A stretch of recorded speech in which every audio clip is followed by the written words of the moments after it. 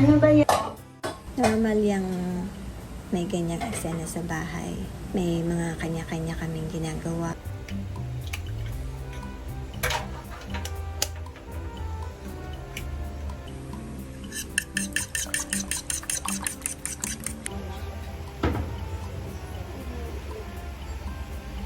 Ako, magiging maayos na eh.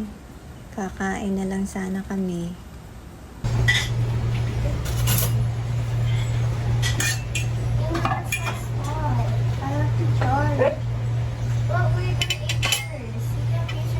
Wala naman ang gadget.